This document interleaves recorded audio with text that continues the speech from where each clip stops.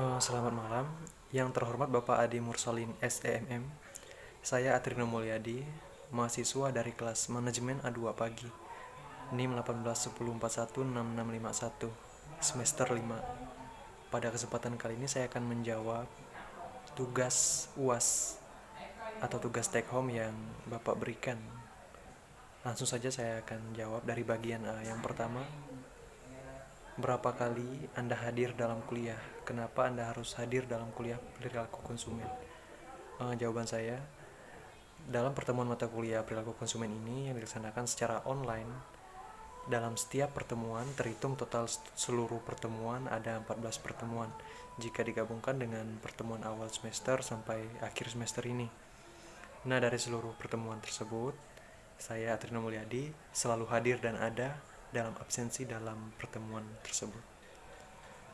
Untuk soal kedua, sebutkan dan jelaskan tugas terstruktur yang sudah saudara buat dan manfaat apa yang saudara peroleh mengerjakan tugas struktur tersebut.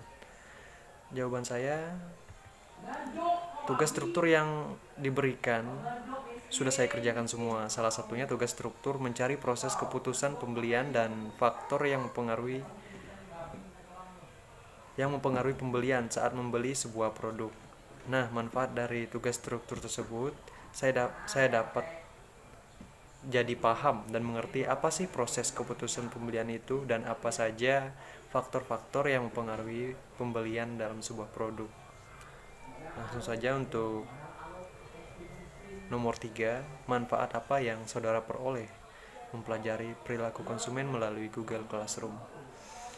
Manfaat yang saya peroleh yaitu pemahaman tentang perilaku konsumen ini sangat bermanfaat untuk kepentingan penyusunan strategi pemasaran melalui pemahaman psikografis konsumen dan juga perilaku penggunaan pemasaran, dapat melakukan segmentasi berdasarkan variabel tersebut. Baik, saya akan lanjutkan untuk pertanyaan-pertanyaan pada bagian B. Ada 10 pertanyaan. Untuk pertanyaan pertama, sebutkan 5 faktor tingkah laku manusia. Yang pertama, kebiasaan yang dilakukan oleh manusia tersebut. Yang kedua, lingkungan di mana manusia tersebut hidup. Yang ketiga, pendidikan. Yang keempat, keyakinan yang dijadikan sebagai tolak ukur kebenaran dan kesalahan. Yang kelima, tujuan hidup yang telah ditetapkan dalam hati manusia tersebut. Nah, untuk pertanyaan yang kedua, sebutkan 4 sifat dasar yang harus dimiliki seorang penjual. Yang pertama, pengetahuan akan diri sendiri. Yang kedua, pengetahuan tentang barang yang akan dijual nantinya. Yang ketiga, pengetahuan tentang langganan atau calon pembeli. Dan yang keempat, mengukur kepuasan pelanggan itu sendiri. Soal nomor 3, sebutkan 5 peran dalam proses pengambilan keputusan pembelian. Yang pertama, pencetus. Itu adalah orang yang pertama kali mengusulkan gagasan untuk membeli produk atau jasa tersebut. Yang kedua, pemberi pengaruh, yaitu seseorang dengan pandangan atau saran yang mempengaruhi keputusan. Nah, yang ketiga ini pengambilan keputusan, yaitu seseorang yang memutuskan setiap komponen dari suatu keputusan pembelian, apakah akan membeli atau tidak membeli produk tersebut. Nah, yang keempat ini pembeli, yaitu orang yang melakukan pembelian yang sesungguhnya. Dan yang terakhir yaitu pemakai. Pemakai ini merupakan seseorang yang mengkonsumsi atau menggunakan produk atau jasa yang bersangkutan tersebut. Nah, untuk pertanyaan nomor 4, apa yang dimaksud dengan perilaku konsumen?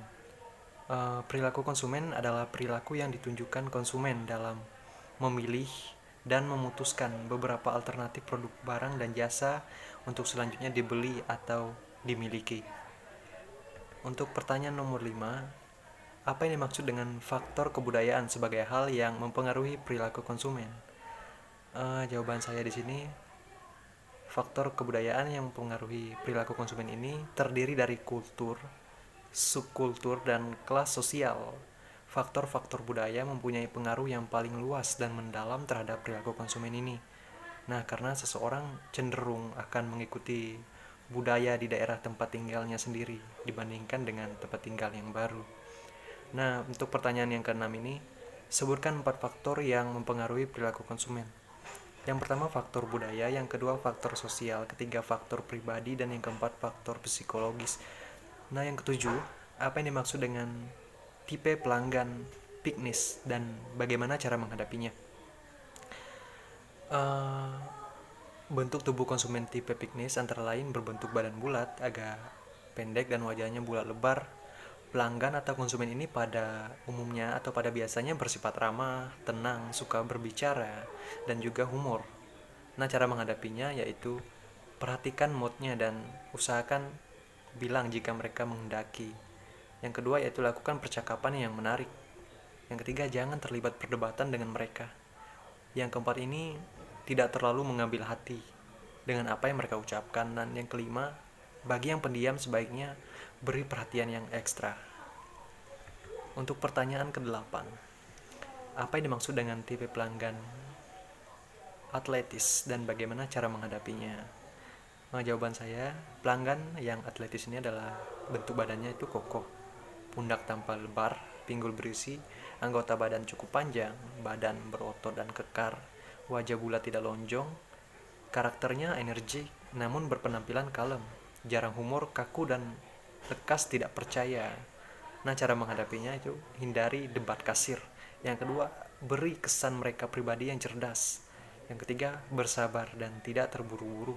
Yang keempat, memberi penjelasan yang sistematis. Dan yang kelima, hindari sikap mengecewakan mereka.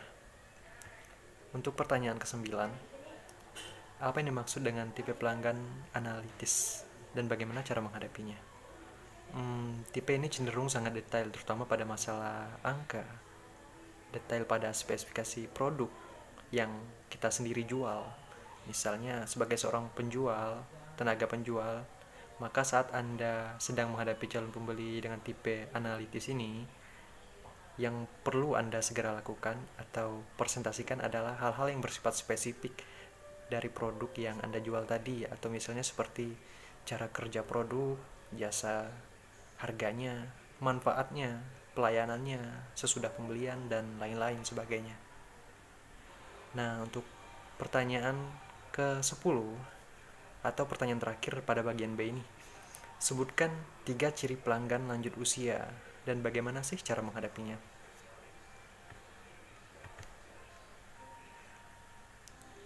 Ciri-ciri pelanggan yang lanjut usia itu yaitu sangat sulit untuk terpengaruh bujuk rayu petugas, sudah mantap dan memilih barang yang diinginkan, dan juga yaitu orangnya tua, sudah tidak muda lagi.